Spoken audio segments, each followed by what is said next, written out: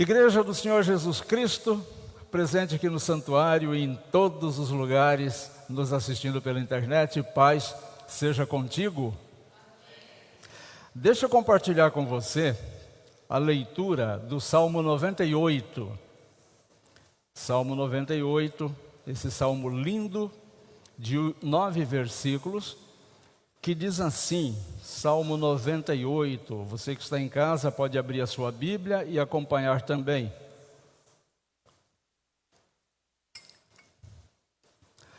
Cantem ao Senhor um cântico novo, porque Ele tem feito maravilhas. A sua mão direita e o seu braço santo lhe alcançaram a vitória. O Senhor fez notória a sua salvação. Manifestou a sua justiça diante dos olhos das nações. Lembrou-se da sua misericórdia e da sua fidelidade para com a casa de Israel. Todos os confins da terra viram a salvação do nosso Deus. Celebrem com júbilo ao Senhor todos os moradores da terra. Gritem de alegria, exultem e cantem louvores. Cantem com harpa. Louvores ao Senhor, com harpa e voz de canto, com trombetas e ao som de buzinas, exultem diante do Senhor, que é Rei. Ruja o mar e a sua plenitude, o mundo e os que nele habitam. Os rios batam palmas e juntos cantem de júbilo os montes na presença do Senhor, porque Ele vem julgar a terra, julgará o mundo com justiça e os povos com retidão. Graças a Deus. O título da minha meditação é Esperança. Mas o que tem a ver esperança com esse salmo que fala de músicas, de cânticos, de instrumentos? Tudo a ver. Está tudo relacionado. E é sobre isso que eu quero conversar com vocês. Há cânticos que aparecem em momentos muito bons da vida. Cânticos que são feitos a partir da inspiração de coisas muito boas. Mas há outros cantos que nascem quando as coisas não estão bem. É o caso desse Salmo 98. Ele apareceu, ele foi escrito pelo salmista quando as coisas não iam bem. O Salmo 98 é escrito num tempo de momentos sombrios do povo de Israel. E agora, nesse momento sombrio, o salmista chama o povo a cantar. Chama o povo a cantar. Não por causa de um cenário político, já que a cidade, a nação, estava passando por problemas sociais e políticos profundos. Não é só por isso que o salmista os chama a cantar, mas por causa de um Deus imutável que continuava agindo na vida daquelas pessoas. Eu tenho certeza que você já foi em algum momento da sua vida desafiado a cantar, a louvar, a agradecer a Deus. E convenhamos, quando as coisas vão bem, é muito fácil glorificar a Deus. É muito fácil nós cantarmos de alegria, é muito fácil sairmos sorrindo, saltitando, lembrando versículos, dizendo: Deus é muito bom, como Deus é maravilhoso, como Deus abençoou a minha vida. É extremamente fácil neste momento, não se requer prática nem tampouco habilidade louvar-se o nome de Deus quando as coisas vão bem. Mas você já foi desafiado ou desafiada a fazer isto? Quando na tua perspectiva as coisas estão saindo do controle? Quando você não está bem? Quando o seu coração está perturbado? Quando você está irado, com medo? Quando você está com os sentimentos perturbados? Já passou por esse momento e aí alguém chega para você e diz assim: você tem que louvar a Deus, tem que agradecer a Deus. Você diz: como que eu vou agradecer a Deus? Eu estou pedindo a Deus que me dê paciência, porque se Ele me der força eu mato um. Como que eu vou louvar a Deus nesses momentos? Esse salmo, meus irmãos, é um convite para os servos de Deus de todos os tempos. Não só para aquele tempo. Israel estava numa situação muito complicada. E o que o seu rei, o que o salmista faz com aquelas pessoas? Convida-os a cantarem louvores a Deus no meio de toda aquela bagunça. Você hoje está sendo desafiado a fazer exatamente a mesma coisa. Louvar a Deus independente das circunstâncias. Cantem ao Senhor um cântico novo. Essa é a determinação, este é o desafio. Como que a gente pode transformar isso num entendimento um pouco menos complexo? O versículo, o chamamento aqui do salmista, ele quer dizer o seguinte: respondam com fé as novas provas que aparecem na tua vida, provas que são cobertas e são conduzidas pela mesma graça de eternamente. Deus não cuida da tua vida somente quando as coisas vão bem. Deus cuida da tua vida em todos os momentos. Tem um ditado popular muito interessante, vocês podem com certeza me ajudar completando o ditado, que diz assim: quem canta, seus males espanta. É isso mesmo, é um ditado popular absolutamente conhecido. Quem canta, os seus males espanta. Mas eu quero contrariar esse ditado popular. Não é tão fácil assim. Não é só você sair cantarolando como se os problemas não existissem, porque eles continuarão existindo, independente de você cantar ou não. E ainda que você consiga influenciar o seu estado emocional, porque você cantou muito até ficar rouco, assim que você cessa o seu canto, a realidade continua ali, fria, te esperando. Hoje, no mundo cansado como esse que nós vivemos, no mundo repleto de pessoas aflitas e desconfiadas de tudo e de todos, o Espírito Santo ainda nos chama a cantar. Não como diz o ditado, quem canta os seus males espanta. Não é cantar por fuga, mas cantar por fé. Então você vai cantar a Deus não é porque os problemas deixaram de existir, ou passarão a existir, ou porque foram resolvidos. Não. A motivação do louvor a Deus vai ser outra. Você vai cantar por fé. E aqui está a primeira lição que nós tiramos desse versículo, desse capítulo, desse salmo maravilhoso. Deus é digno de louvor porque Ele salva de verdade. A salvação que Deus providencia para você, e por salvação devemos entender os livramentos nas suas mais amplas perspectivas. A salvação que Deus providencia não tem prazo de validade. E sequer depende dos teus conceitos. A salvação que Deus providencia para você, os livramentos que Deus providencia para você, sequer estão condicionados a você merecê-los ou não. Deus faz isso por amor, e o amor de Deus é incondicional. Não tem condições. Não é o amor humano, cheio de interesse. Eu amo você desde que você corresponda à minha expectativa de alguma forma. A primeira nota do cântico, a primeira nota deste salmo fala de salvação. Mas perceba, só esse detalhezinho que é fundamental para nós entendermos este salmo. O salmista, ele não começa, veja, tem uma distância gigantesca da enxurrada de ensinamento que nós temos recebido nestes tempos a respeito de louvor. O louvor religioso, e eu estou dizendo religioso porque ele é tudo menos cristão, coloca o ser humano no centro.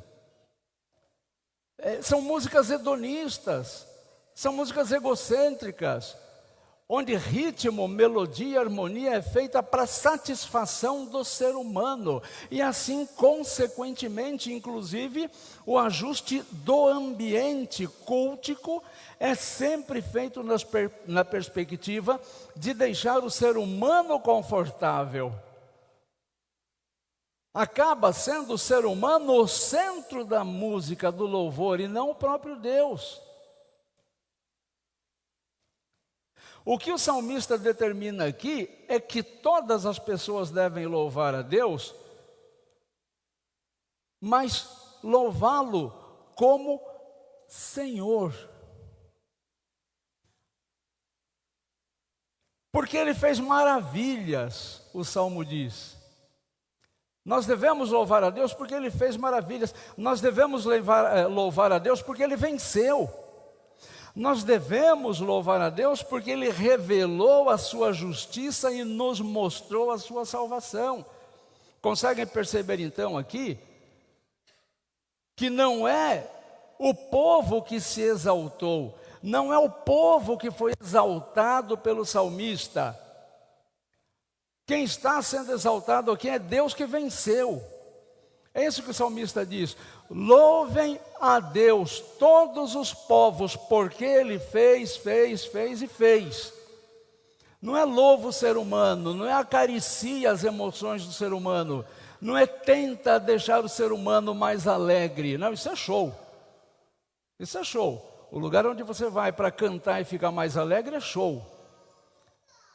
O louvor cristão deve ser a adoração a Deus, porque Deus fez, e não porque o ser humano tenha feito.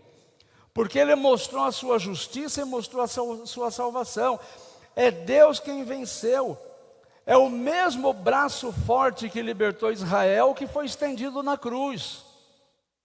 O mesmo braço forte que libertou o povo de Israel da sua servidão, é o mesmo braço que foi aberto com pregos na cruz para salvar você da perdição eterna. Essa é a razão do nosso louvor.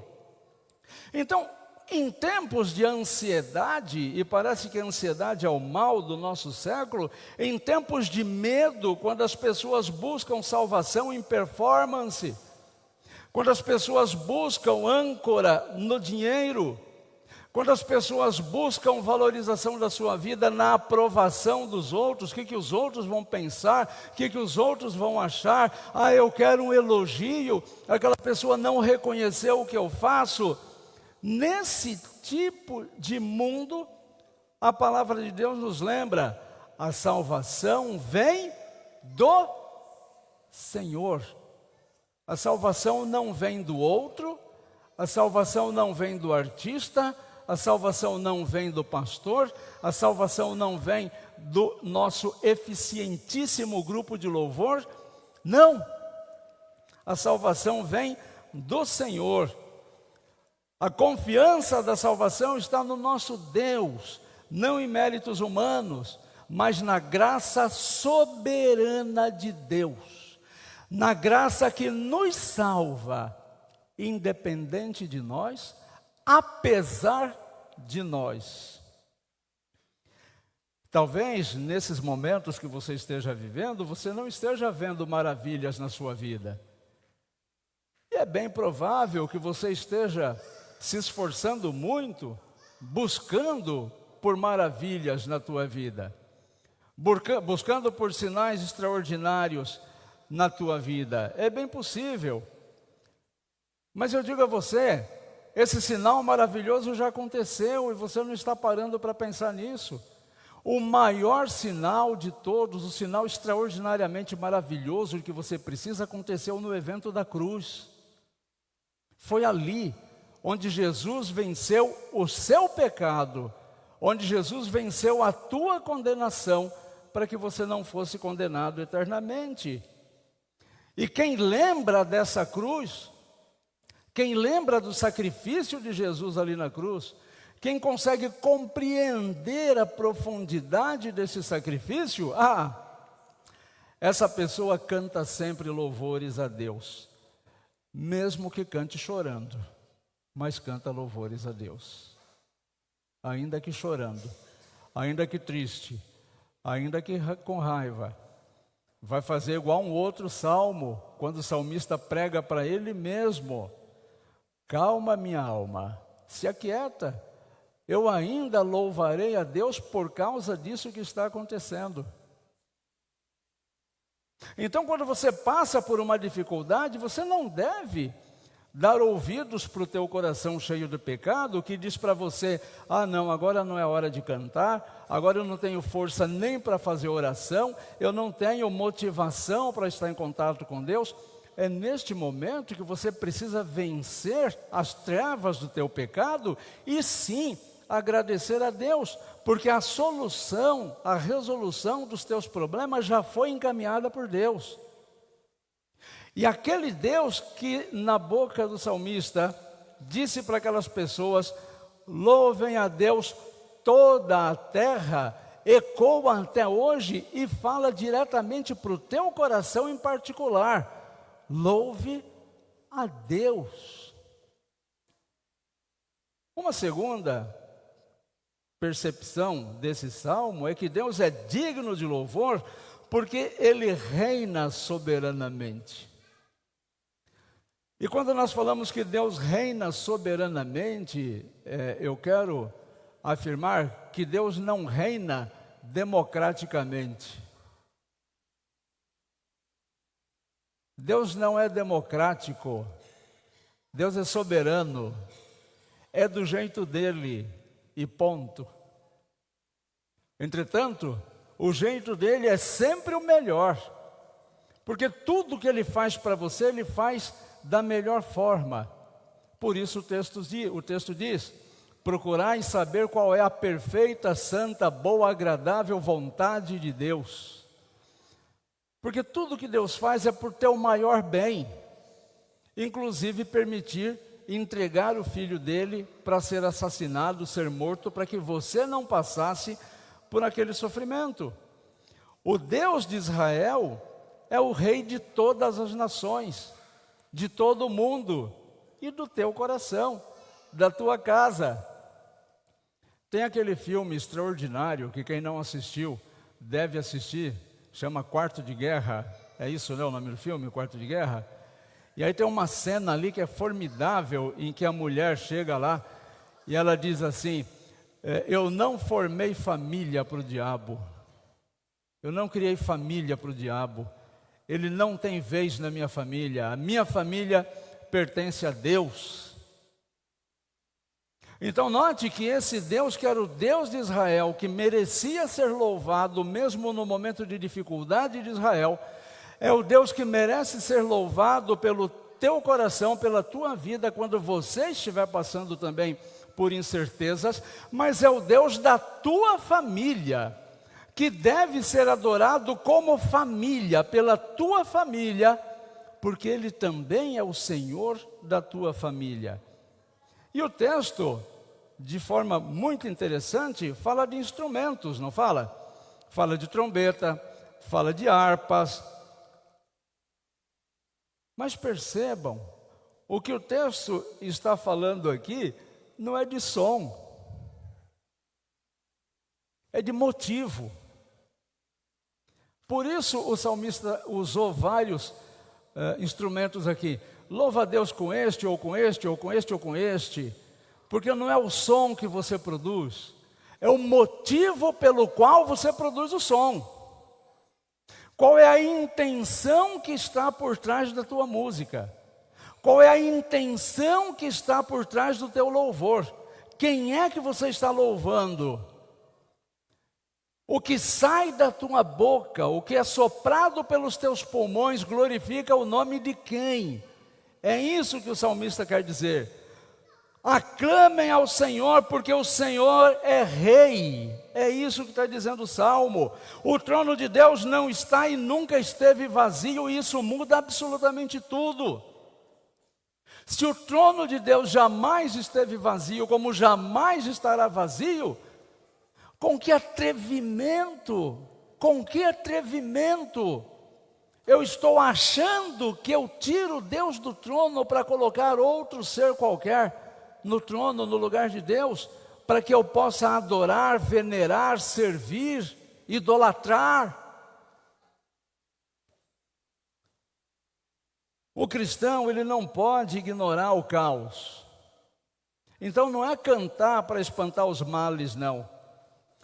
O cristão crê porque tem um rei acima dele. O cristão louva porque sabe que Deus nunca perdeu as rédeas da sua história. Mesmo quando a economia vacila, mesmo quando o dinheiro acaba, mesmo quando a saúde fraqueja, como é o caso do nosso querido Mateus, que está passando, o esposo da Silvana, está passando por poucas e boas, com a sua saúde fragilizada, mesmo nesse momento, mesmo quando as portas parecem fechadas, mesmo nestes momentos o Senhor continua reinando. E se determinada porta não está se abrindo para você, é porque o Senhor não quer que essa porta seja aberta, porque do outro lado tem perdição. Então não é proibição, é livramento. E quando Deus tira alguém da sua vida, não é motivo de choro, é motivo de louvar a Deus também, porque isso pode ser livramento. A adoração, ela não é anestesia. O cântico não é anestesia. Louvar a Deus é questão de resistência, é combate, é luta contra o mal que peleja 25 horas por dia para tomar conta do teu coração. Esses dias eu tenho comentado com muitas pessoas uma coisa que nem é tão novidade. Presta atenção como o mal contamina com tanta facilidade. Não é isso que a gente fala para os nossos pequenos? O que não presta, aprende rapidinho, né? Você ensina a criança a fazer oraçãozinha, ela não aprende. Ela vai meia hora para a escola, volta falando um palavrão. Esses dias eu ouvi um áudio de uma pessoa crente. 1 minuto de áudio falou 2 palavrões. Crente. Então, se você não tomar cuidado, o teu coração é tomado pelo mal com muita facilidade. Muita facilidade. E por quê? Porque nós somos maus. O nosso coração é pecador. Então, quando nós nos inclinamos para o mal, nós estamos fazendo uma coisa perfeitamente natural, porque todos pecaram e estão afastados da glória de Deus. Nós somos especialistas em pecar. O contrário é que precisa de disciplina. A santidade precisa de disciplina. E o mais estarrecedor é quando o Senhor vem e nos fala que sem santidade ninguém verá a Deus.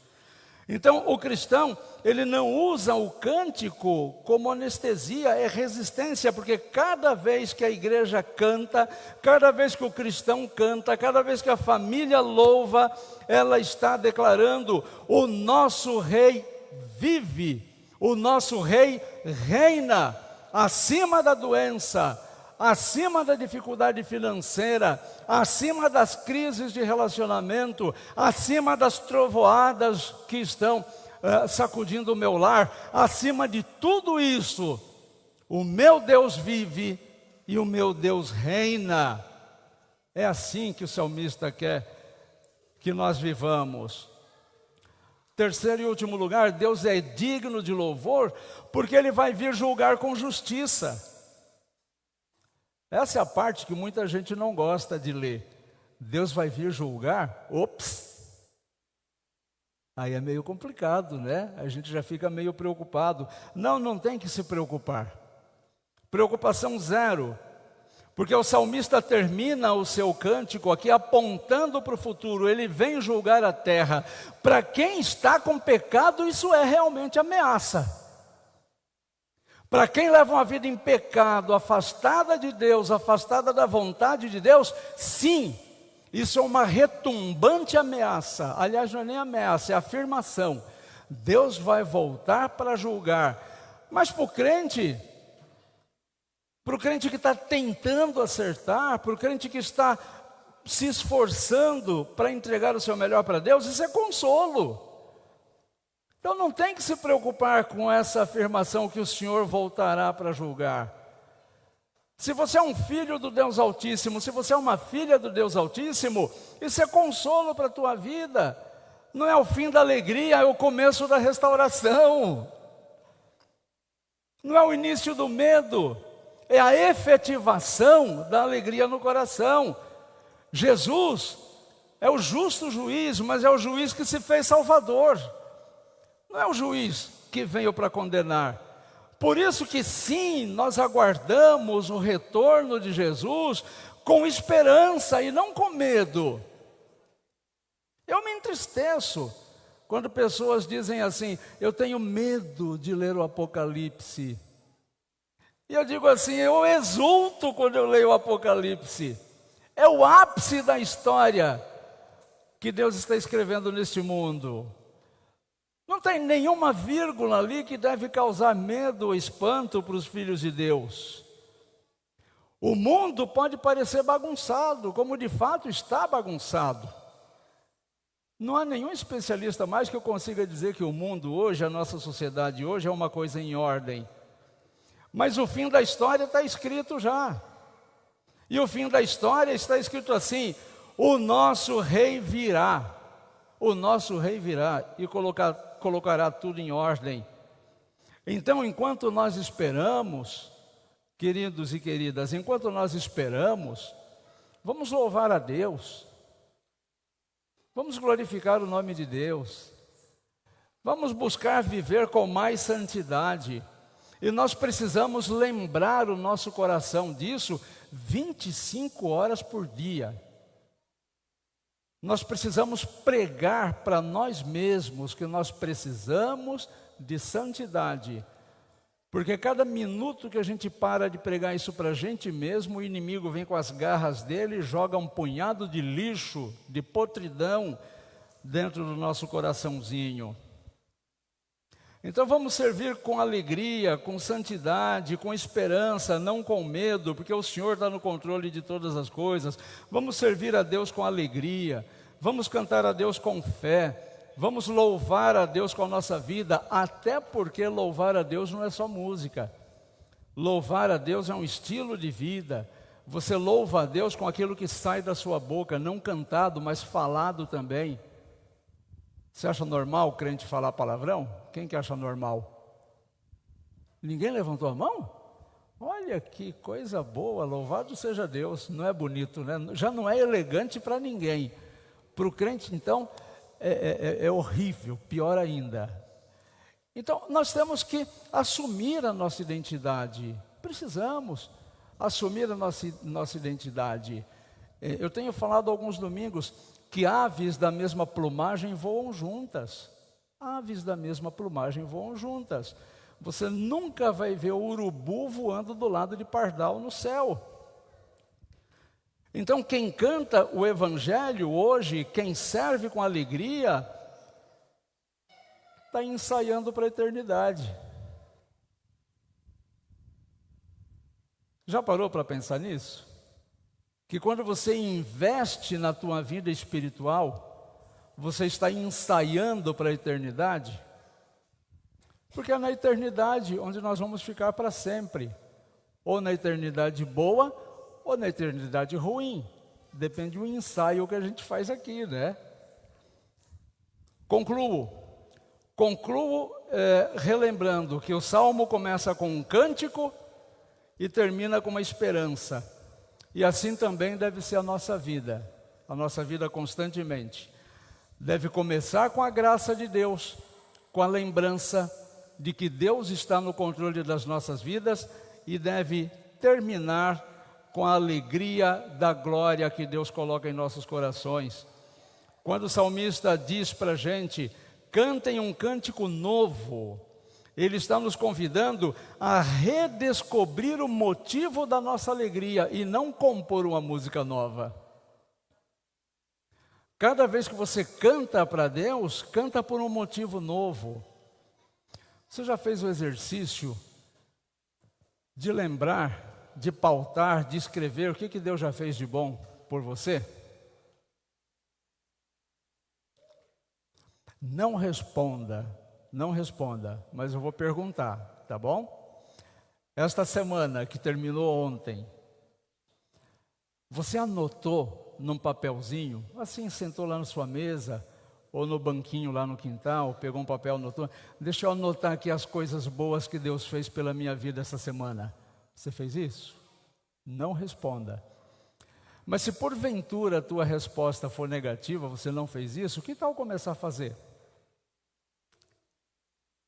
Que tal começar a olhar para as coisas boas que Deus tem providenciado para a tua vida? Eu tenho certeza que tem muita coisa boa aí, muita coisa boa. De todos nós, independente da idade, da condição social, do sobrenome.